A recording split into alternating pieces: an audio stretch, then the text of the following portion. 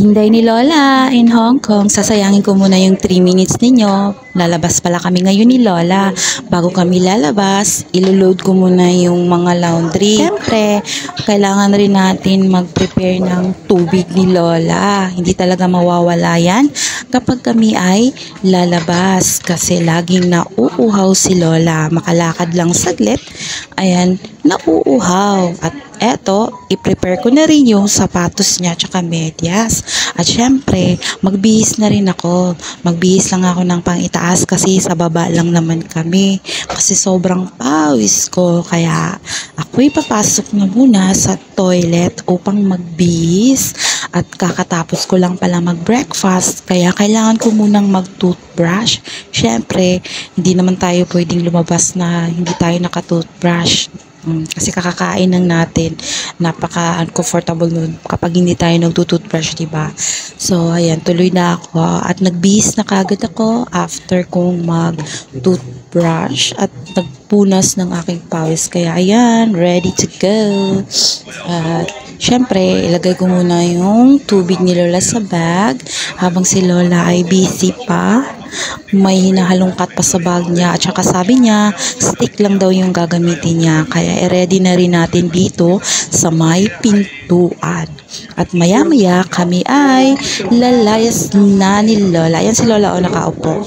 Kaya ilang minuto kami ay lalabas na ni Lola. Pero syempre, bago kami lalabas, kailangan susuotan ko muna si Lola ng kanyang sapatos kasi nagmamadali kami. Alalayan ko lang si Lola. Kunting alalay pagsuot ng kanyang sapatos kapag yung sapatos niya ay may liston, kapag may liston na ginagamit.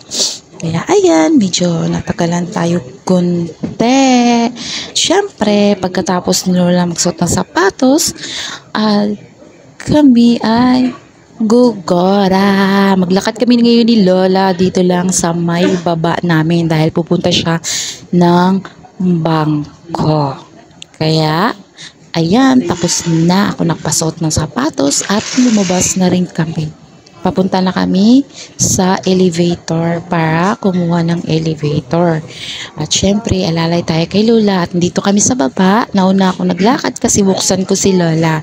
Sa kabilang door is yung guard at nasa kabilang door naman ako. Kaya ayan, si Lola, napaka slow motion talaga maglakad. Kaya kahit sobrang lapit lang yung pupuntahan namin, aabutin kami ng 30 minutes. At pagkatapos niyang nakalabas, nagmarites pa sila ng guard. Kaya eto ako, patayo-tayo.